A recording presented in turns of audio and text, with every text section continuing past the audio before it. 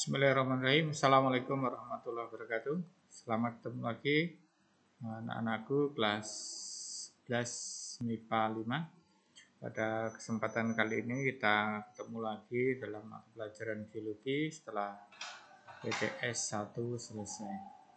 Semoga kalian siap untuk belajar setelah PTS 1 selesai. Oke, kita mulai aja untuk pelajaran pada kali ini. Kita masuk masuk ke bab yang keempat, yaitu jaringan hewan. Ini bisa kamu pelajari di buku paket halaman 45 sampai halaman 53. Ya, kita materinya itu bab yang keempat tentang jaringan hewan. Jaringan hewan, jaringan itu adalah kumpulan sel sejenis yang memiliki struktur dan fungsi yang sama untuk membentuk suatu organ. Untuk materi jaringan ini kita bagi menjadi dua subbab, yaitu subbab yang pertama macam jaringan hewan, yang kedua sel punca atau stem cell. Pada pertemuan kali ini kita akan membahas subbab yang pertama, yaitu A, macam jaringan hewan. Oke, langsung macam jaringan hewan. Jaringan hewan yang umumnya dimiliki oleh vertebrata dan manusia itu ada 4 macam jaringan, yaitu 1 jaringan epitel, 2 jaringan ikat, 3 jaringan otot, 4 jaringan saraf. Oke, kita langsung aja masuk yang pertama, jaringan epitel. Jaringan epitel itu mempunyai ciri: 1 dapat ditemukan di seluruh tubuh, 2 berbentuk pipih, batang dan kubus. Kemudian 3, bentuk sel penyusunnya bervariasi bergantung pada fungsi dan letaknya. Yang keempat, tidak terdapat material di antara sel-sel penyusunnya. Sedangkan fungsi jaringan epitel, fungsi khusus ya jaringannya. 1, sebagai pelindung. Contohnya sel epitel di kulit berfungsi untuk melindungi jaringan di bawahnya. Kemudian yang kedua, fungsi kedua penerima impuls. Contohnya pada ujung saraf sensori pada telinga, kulit, lidah dan hidung, terutama di indera ya, di indera kita itu ada jaringan epitelnya penerima impuls. Kemudian yang ketiga, absorpsi, itu sel epitel yang ada di saluran pencernaan seperti di usus ya. Kemudian yang keempat, sebagai alat ekskresi, contohnya pada kelenjar, jaringan epitel pada kelenjar itu untuk ekskresi. Kemudian yang kelima, sebagai alat penyaring atau filtrasi, contohnya epitel berselia yang terdapat di saluran udara di hidung. Kemudian alat yang keenam sebagai alat ekskresi, contoh jaringan epitel pada ginjal. Kalau yang nomor 4 tadi itu sebagai alat sekresi. Sekresi itu pengeluaran zat yang masih dimanfaatkan lagi, contohnya kan hormon, zat pelumas, enzim itu kan dimanfaatkan oleh tubuh, namanya itu sekresi. Sedang yang keenam ini ekskresi. Ekskresi itu zat yang kita keluarkan itu sudah tidak dipakai atau disebut sebagai limbah. Nah, ini jaringan epitel yang ada di ginjal. Kemudian nomor 7, berfungsi untuk mengurangi gesekan sel epitel yang halus, erat, dan saling berkait melapisi seluruh peredaran darah. Itu untuk supaya darah itu lewat pembuluh tidak pecah darahnya, atau trombositnya tidak pecah. Nanti kalau pecah terbentuk nanti luka. Biasanya kalau pembuluhnya itu luka maka pecah trombositnya. Kedelapan, fungsi sebagai alat difusi ya.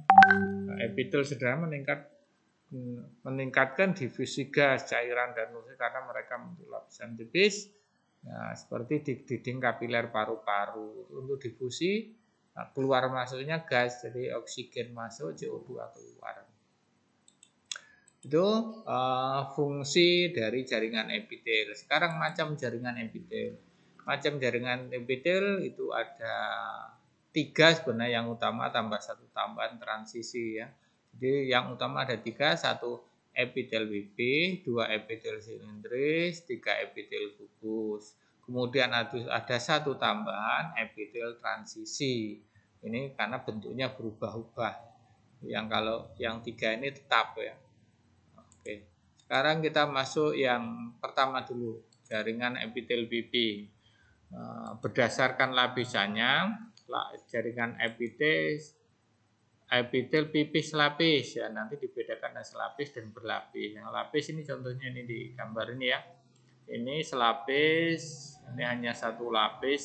Ini sel, ini inti selnya, kemudian ini epiteliumnya yang atas ya. Kemudian ini membran dasar ya, antara penghubung kulit bagian dalam dengan epitel. Kemudian lapisan ini hanya satu lapis namun rapat sekali. Ini rapat, kemudian fungsi untuk difusi, osmosis, filtrasi, dan ekskresi. Terdapat pada jaringan di jaringan epitelium, misalkan pembuluh limfa. Ini contohnya di gambar ini, yang gambar ini pada selaput nih ya, yang F ya, selaput perut. Nah, ini kayak gini bentuknya. Terdapat di pembuluh limfa, pembuluh darah kapiler, selaput pembuluh jantung, paru-paru, ginjal, dan selaput perut. Nah, kemudian epitel pipi berlapis banyak yang kedua. Tadi yang pertama kan selapis, yang kedua berlapis banyak. Ini bentuknya kayak gini nih ya, jadi berlapis-lapis ini, ada banyak lapisan. Ini maka disebut lapisan banyak. Gitu. Cirinya lapisannya banyak dan tersusun sangat rapat. Fungsi sebagai pelindung. Nih, terdapat di rongga mulut, rongga hidung, esofagus, telapak kaki, vagina. Ini yang ada di gambar ini contohnya adalah yang terdapat di vagina. Seperti sini. Oke, kita lanjut lagi. Masuk ke epitel yang kedua, yaitu epitel yang berbentuk silindris. Nah, silindris itu artinya kayak tiang, ya, tiang. Berdasarkan lapisan penyusunnya itu ada dua juga, epitel silindris lapis. Contohnya ini bentuknya kayak gini, kayak tiang-tiang gini, panjang. Ini tiang. Lapisannya satu lapis berbentuk silindris, fungsi sebagai penyerapan nutrisi di usus maupun dan sekresi. Terdapat pada kelenjar pencernaan. Ini yang ada di gambar ini kan usus ini, ya. Ini di usus untuk pencernaan. Jonjot usus, kantung empedu, lambung, dan usus. Oke, kita masuk ke epitel yang ketiga, yaitu bentuknya kubus. Berdasarkan bagian luarnya ini juga sama ya. Satu epitel kubus selapis. Nah, ini contohnya gambar strukturnya kayak gini nih. Satu lapis bentuknya kubus, ya kubus kotak-kotak gini. Tapi enggak kotak beneran kayak kubusnya matematika ya. Ini sama sisi gitu loh ya, sisi panjang, lebar, dan tingginya ukurnya bersama, maka disebut dengan kubus, tapi ini selapis ya. Ini lapisan ini satu lapis berbentuk kubus, fungsi sebagai pelindung dan sekresi. Terdapat pada ini permukaan ovarium, testis, lensa mata, nefron ginjal, triodola. Ini yang ada di gambar ini pada nefron di ginjal. Ya. Kalau diperbesar seperti ini, kalau dibuat skema seperti ini. Oke, kita lanjut lagi. Yang kedua, tadi kan yang selapis, sekarang epitel kubus berlapis banyak. Ini gambar strukturnya kayak gini ya. Jadi, nah ini contohnya ini dua lapis ya. Ini dua lapis. Lapisannya banyak, fungsi sebagai pelindung gesekan dan pengelupasan, sebagai absorpsi dan sekresi. Terdapat di mana aja, yaitu di folikel ovarium, di ovarium, permukaan ovarium, testis, ya, saluran kelenjar minyak, saluran kelenjar di kelenjar keringat pada manusia ya, yang digambar ini kelenjar keringat, ini kulit, ini ada kelenjar keringatnya. Nah, kelenjar keringat ini kalau dilihat dengan mikroskopis seperti ini, tapi kalau dilihat setelah skematik bentuknya seperti ini ya. Kita lanjut lagi epitel transisi yang keempat tadi. Transisi ya ini kayak gini bentuknya, tidak karuan ya. Ini tidak karuan. Nah, ini disusun oleh berlapis-lapis sel, tidak dapat dikelompokkan karena bisa berubah dan permukaan lapisnya bisa menggembung. Jadi bisa nanti bulat, enggak tentu, kadang tipis ya permukaan. Ini bentuknya terdapat di mana saja, di ureter. Ureter itu saluran dari ginjal ke kandung kemih. Uretra itu saluran dari kandung kemih keluar tubuh. Uretra, saluran pernapasan, ya, termasuk di situ trakea, bronkus, bronkeolus, bronkioli. Kantung kemih, ini contohnya kayak ini, yang digambarnya adalah contoh dari kandung kemih, epitel dari kandung kemih. Ini kandung kemih diambil secara mikroskopis seperti ini. Oke, kita lanjut untuk kelenjar epitel kelenjar. Epitel kelenjar, jaringan epitel khusus yang berperan dalam sekresi senyawa untuk membantu proses fisioterapi. Fisiologis ya, fisioterapi, proses fisiologis. Ini contoh kelenjar tiroid ini ya, ini di leher di sini, ini di bawah jakun ya, ini di jakun, di bawah jakun ada kelenjar tiroid ya, ini gambarnya seperti ini. Kelenjar itu ada dua, kelenjar endokrin atau hormon. Ini tidak punya saluran khusus. Contohnya kelenjar thymus, adrenal, paratiroid, tiroid. Contohnya di gambar ini tiroidnya. Itu tidak punya saluran. Dia langsung masuk ke peredaran darah, diedarkan seluruh tubuh. Kemudian yang eksokrin dia punya saluran khusus. Contohnya kelenjar ludah, kelenjar keringat, pankreas, hormon. Contohnya ini tadi kelenjar keringat punya saluran keluar tubuh. Bentuk pori-pori, nanti keringat keluar lewat pori-pori. Oke, sekarang masuk jaringan ikat. Ya, tadi kan yang pertama jaringan epitel kan. Kemudian yang kedua jaringan ikat. Sekarang kita masuk jaringan ikat. Jaringan epitel tadi udah kita bahas.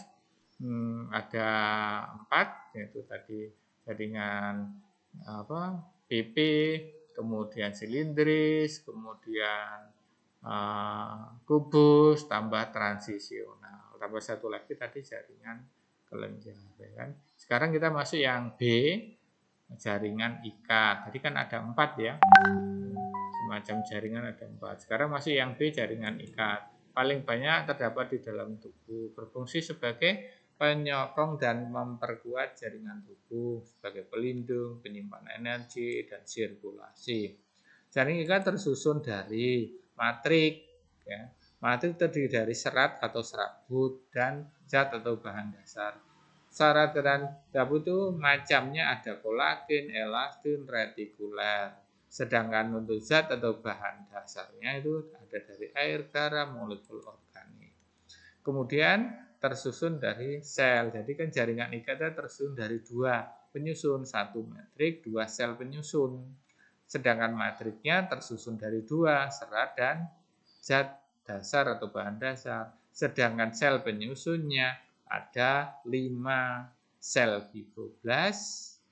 Ini nanti fibroblas itu kayak rawan ya, sel rawan, penumbuh tulang rawan. Kemudian makrofag, kemudian sel emas, kemudian sel lemak atau adiposa, kemudian sel darah putih.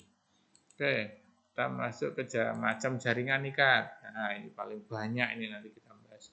Jaringan ikat itu ada 7. 1 ikat longgar, 2 ikat padat, ikat lemak atau adiposa, tulang rawan atau kartilago, tulang sejati atau tulang keras, atau osteon, darah, dan limfa. Oke, kita bahas satu persatu. Jaringan ikat longgar. Jaringan longgar itu strukturnya kayak gini. Ini strukturnya ya. Ini ada pembuluh limfa, ada saraf, ada sel lemak, ada pembuluh darahnya, ada monosit, leukosit. Nah, ini jaringan ikat longgar. Cirinya terdiri dari matrik yang mengandung serat. Mengandung serat. Kemudian mengandung seratnya serat kolagen atau retikuler tadi ya. Atau retikuler tadi kan tersusun dari matrik sama bahan kan. Matrik sama sel. Nah, ini ada matrik yang mengandung kolagen. Kemudian tersusun dari selnya terdiri dari jenis sel makrofag, sel plasma, dan sel T. Fungsinya menyokong organ tubuh dan menghubungkan jaringan satu dengan jaringan yang lain. Terdapat pada selaput perut, saluran pencernaan, pembungkus pembuluh darah, akson saraf, dan kulit. Ini contohnya, ini jaringan ikat longgar, jaringan ikat longgar pada pembuluh darah. Oke, kita lanjut. Yang kedua, jaringan ikat padat. Cirinya, satu, didominasi oleh serat kolagen. Ini seratnya dari kolagen. Karena itu bersifat tidak elastis. Tersusun dari sel-selnya dari sel fibroblas. Jadi matriknya, selnya sel kolagen, kemudian matriknya tersusun dari serat kolagen. Fungsinya sebagai penghubung antar organ tubuh. Kemudian jaringan ini terdiri dari dua jenis. Satu, jaringan ikat padat teratur. Itu ada dua, contohnya ligamen. Ligamen itu adalah penghubung antara tulang dengan tulang. Ligamen itu penghubung tulang. Sedangkan tendon itu penghubung antara otot dengan tulang atau tulang dengan otot. Contohnya ini, ya. Ini kan bisep pada lengan, ini otot, ya, otot bisep pada lengan. Nah, ini ada otot, kemudian di sini kan harusnya ada lengan, tulang. Nah, ini penghubung antara otot dengan tulang. Berarti ini masuk apa? Otot dengan tulang adalah tendon. Nah, strukturnya jaringan tendon termasuk jaringan ikat padat teratur ini. Ini ada serat yang namanya serat kolagen. Ini gambar apanya ya? Mikroskopisnya, kemudian ini skematisnya. Ya. Kemudian yang kedua, jaringan ikat padat tak teratur. Ya, tidak teratur contohnya ini pembungkus tulang dan lapisan dermis pada kulit. Nah, ini contohnya ini. Ini contohnya lapisan dermis pada kulit. Ya, ini kulit.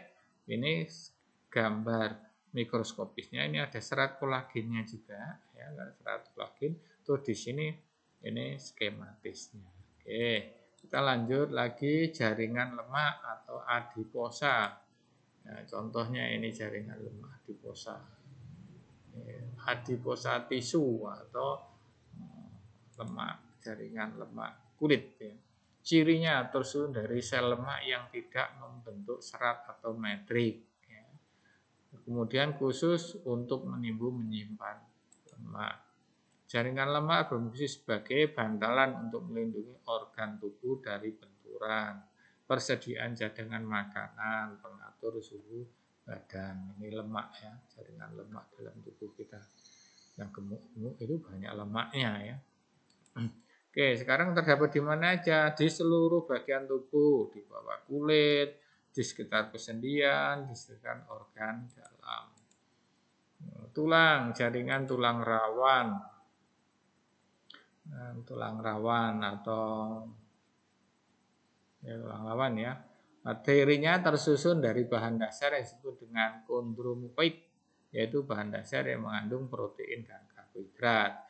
Tersusun dari sel tulang rawan atau kondrosit yang berfungsi sebagai penyusun matrik. Jadi nanti di sini ada sel tulang rawannya, kondrosit ini sebagai penyusun matriknya. Kemudian ada bahan dasarnya.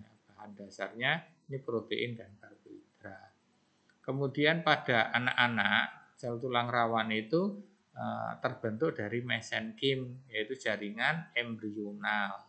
Tapi untuk orang dewasa, tulang rawan terbentuk dari selaput tulang rawan yang disebut dengan perikondrium. Isinya di pinggiran, di ujung, kalau di ujung tulang keras itu biasanya di ujungnya itu ada perikondrium, tulang pipa ya. Kemudian macam jaringan tulang rawan itu berdasarkan matriknya ya. Matriknya nanti terbuat dari apa? Nah, ini ada 3 macam, ada tulang rawan, hialin, elastis, dan fibroblas. Ada 3 macam ya, hialin, elastis, fibroblas. Sekarang kita bahas satu persatu. Jaringan tulang rawan hialin. Ini contohnya tulang rawan ini pada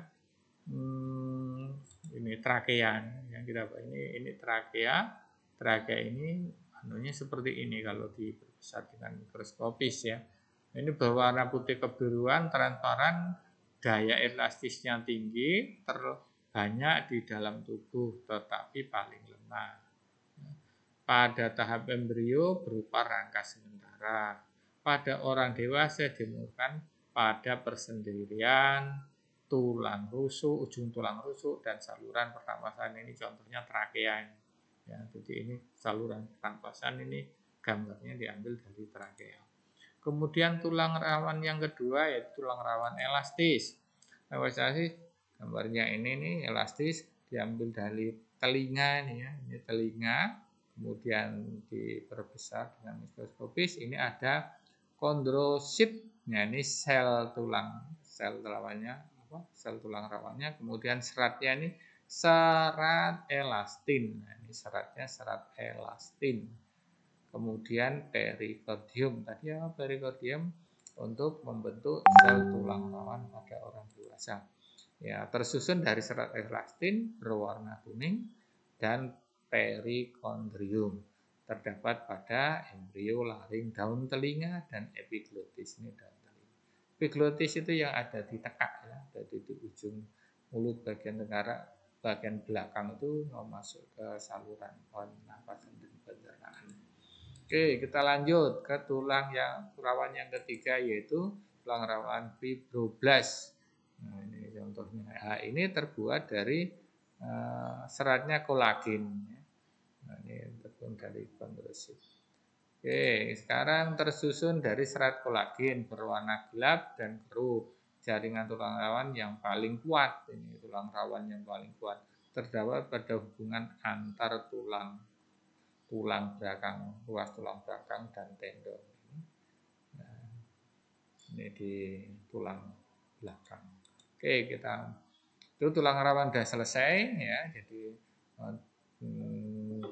tadi jaringan ikat ya, yang keempat tadi tulang rawan, sekarang kita masuk jaringan ikat yang kelima yaitu jaringan tulang keras atau osteon. Nah, ini tulang kaki manusia. Ini kalau kami secara mikroskopis yang seperti ini ada saluran Haversnya. Ini sistemnya nanti sistem Havers. Di sini ada lamela. Nah, bagian-bagiannya nih ada nih. Kalau di secara skematis seperti ini.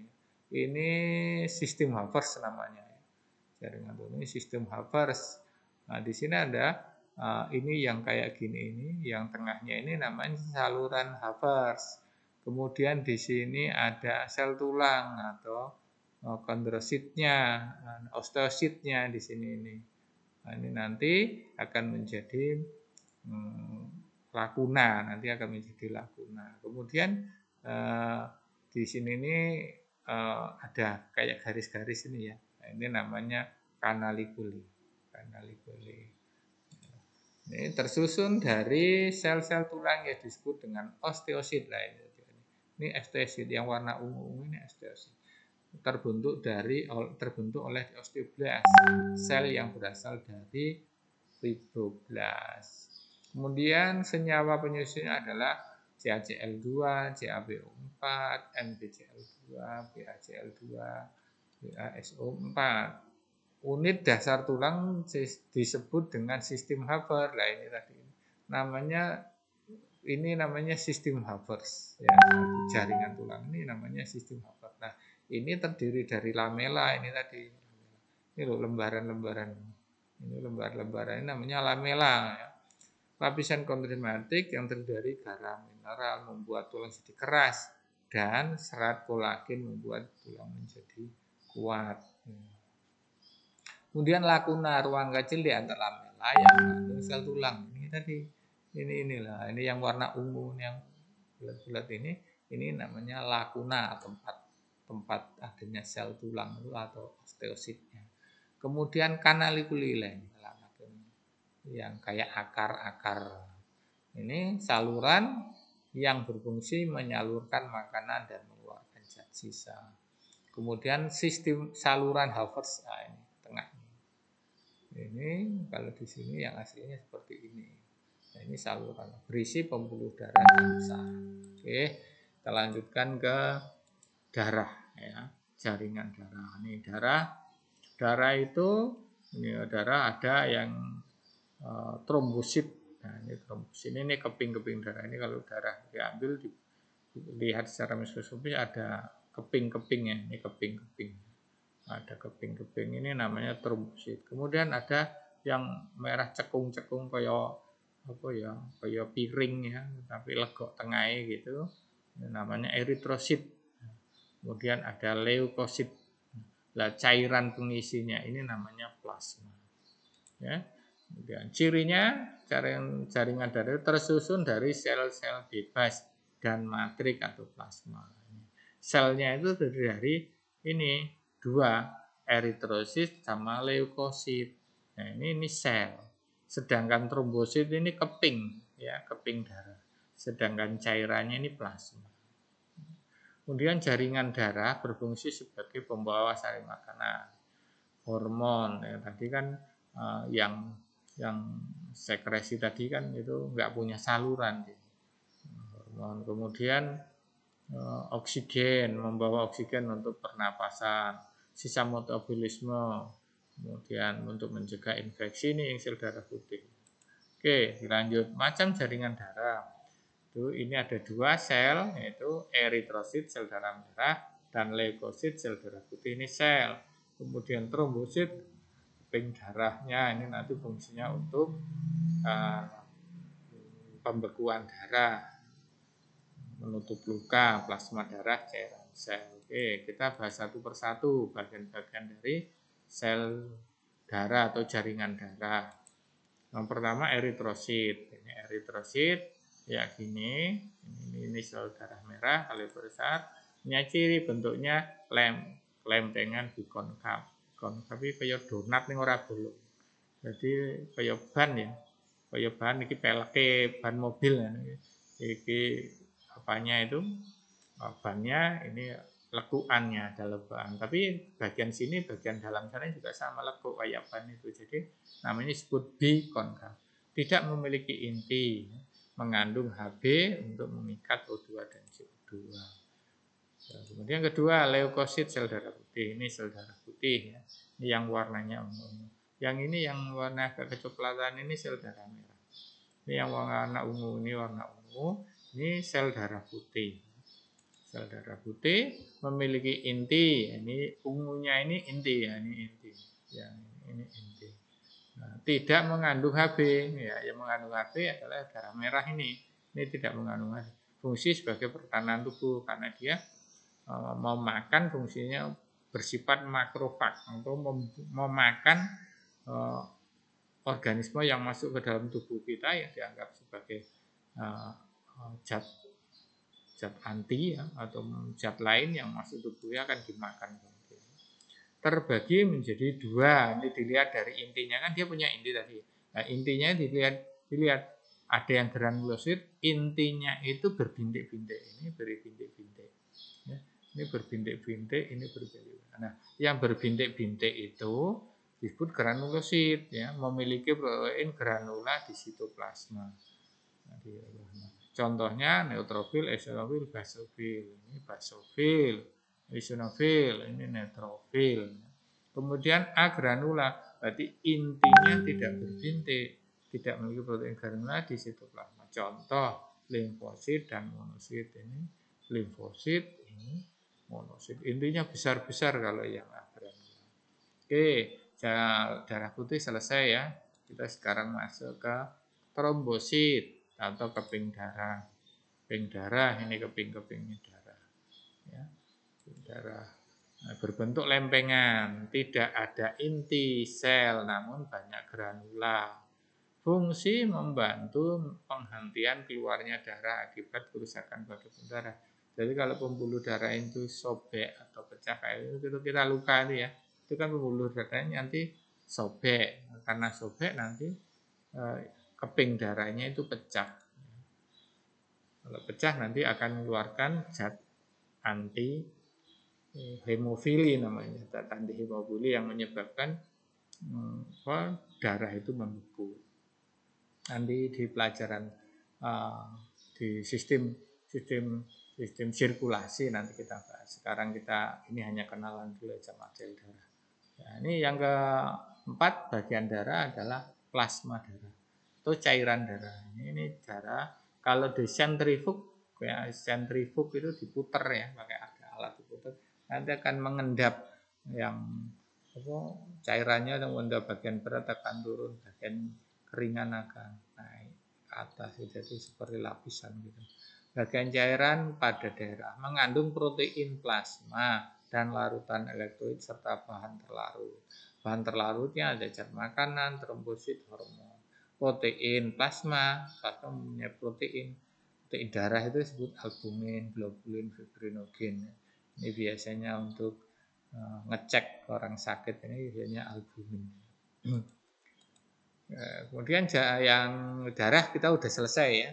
Selesai, kita masuk jaringan yang ketujuh, yaitu jaringan limfa. Kan ada 8 jaringan pada jaringan ikat. Ini masih jaringan ikat yang nomor 7, jaringan limfa atau getah bening.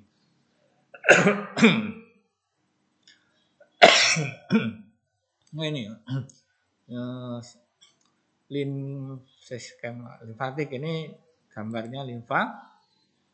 Cirinya tersusun dari serat retikuler dan sel-sel limfosit dan makrofag. Terdapat pada organ tipus, limfa, tonsil, dan limfa. Limfosit cenderung berkelompok. Kelompok limfosit disebut dengan nodulus yang bisa kita jumpai di tonsil. Tonsil tekak ya. Kemudian limfa, timus itu kelenjar. Kemudian saluran pencernaan.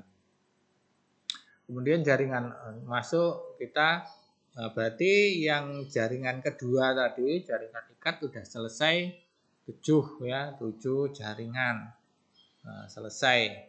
Sekarang kita masuk ke jaringan yang ketiga, yaitu jaringan otot. Oke, jaringan otot tersusun dari sel-sel otot.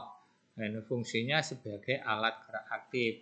Geraknya otot itu bisa terjadi karena ada mekanisme kontraksi sel serat kontraktil. Serat kontraktil di otot itu ada aktin dan miosin. Nanti di sama ya, kita pelajaran di sistem rangka, kita akan mempelajari otot, bagaimana otot bisa bergerak. Oke, sekarang kita kenalan singkat aja dulu dengan jaringan otot.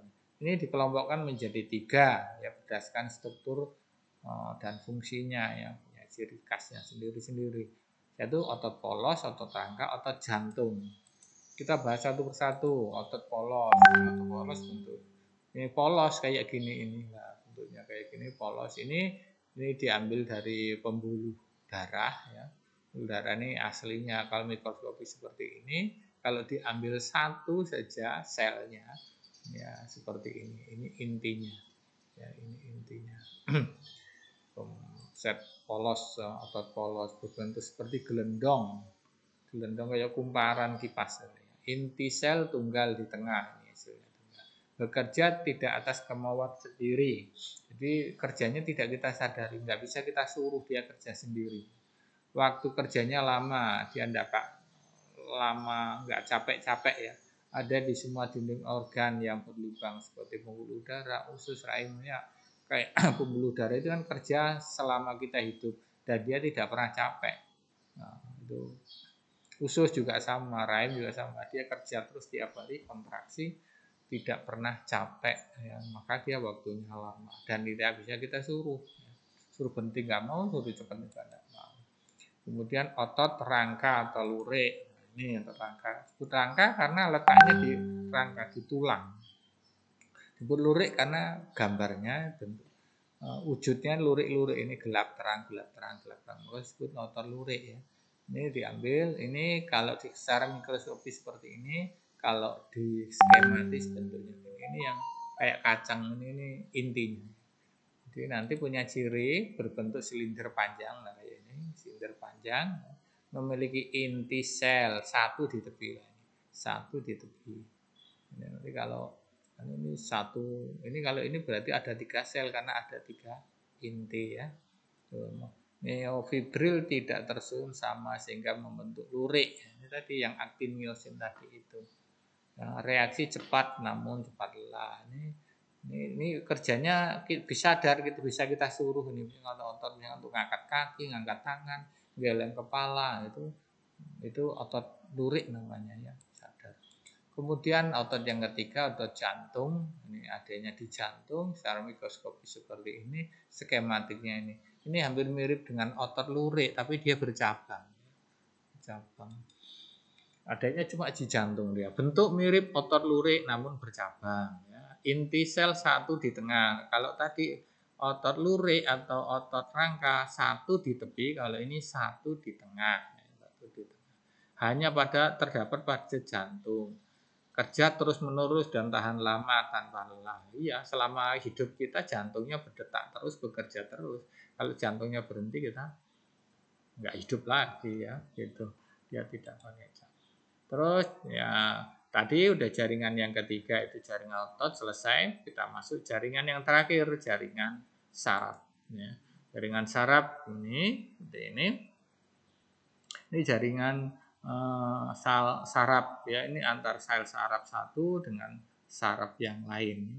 Ini ada dendrit, ini ada inti atau nukleus, ini ada badan sel, ini ada neuron, ya, neuron penghubung antara sel satu dengan ke sel yang lain, ini membawa impuls nanti, membawa impuls disebut dengan akson ini ya, akson pembawa impuls dari sel satu ke sel lain. Lah di bagian sini ini penghubung antara sel yang berwarna biru ke sel yang warnanya ungu ini kan ada sambungannya lah kayak ini. Sambungannya ini disebut dengan sinaps. Ya, sinaps. Ya, berperan mengirim sinyal-sinyal ke seluruh tubuh, tersusun dari sel saraf yang disebut dengan neuron. Ini sel saraf ini namanya neuron. Neuron dibedakan menjadi dua macam neuron. Neuron sensori itu menerima sinyal dari lingkungan dan mengirimnya ke saraf pusat. Itu sensori misalnya yang ada di indera ya, di indera misalkan di hidung, di kulit, di mata, di telinga, di hidung. Itu kan di hidung untuk menangkap bau ya, di mata untuk menangkap cahaya, di telinga untuk menangkap suara, di kulit untuk meraba ya sentuhan. Itu sel-sel saraf yang di situ namanya neuron sensori. Sedangkan neuron motorik mengirim sinyal dari saraf pusat ke bagian tubuh yang lain. Nah, itu ya dari pusat, dari otak. Kan setelah ini kita menerima rasa dikirim ke otak. Setelah otak memerintahkan kepada misalkan otak menyuruh kaki untuk bergerak, langkahkan kaki ke depan satu langkah. Itu yang memberi informasi adalah neuron motorik ya, dari otak ke kaki, ke otot supaya ototnya bergerak. Kemudian ada antar neuron satu dengan neuron yang lain terdapat celah, namanya sinap ini loh, sinap ini ya. Jadi ini neuron satu ke neuron lain ada sambungannya tuh ini. Nah, ini namanya ini sinap ya. Pada celah ini terdapat neurotransmitter yang bertugas mengirim sinyal dari satu neuron ke neuron yang lain, itu nyambung. Nah, ini ada ini neurotransmitter ini yang merah-merah ini. Ini hubungan. Nah, ini bisa diganggu oleh alkohol, terus narkoba, ini makanya orang diganggu. Bisa maka orang kalau minum alkohol bisa tidak sadar karena ini bisa dirusak oleh alkohol. Gitu ya. Nah, ini alhamdulillah selesai sudah pelajaran kita jaringan hewan pada kali ini, khususnya untuk yang pertama yaitu macam-macam jaringan hewan. Oke. Sekarang tugasnya nanti kerjakan tugas Google Form yang terkirim. Habis ini nanti saya kirim tugas Google Form. Kemudian terima kasih, selamat belajar, jaga kesehatan dan tetap berdoa. Itu pertemuan kita kali ini. Ada salahnya mohon maaf. Assalamualaikum warahmatullahi wabarakatuh.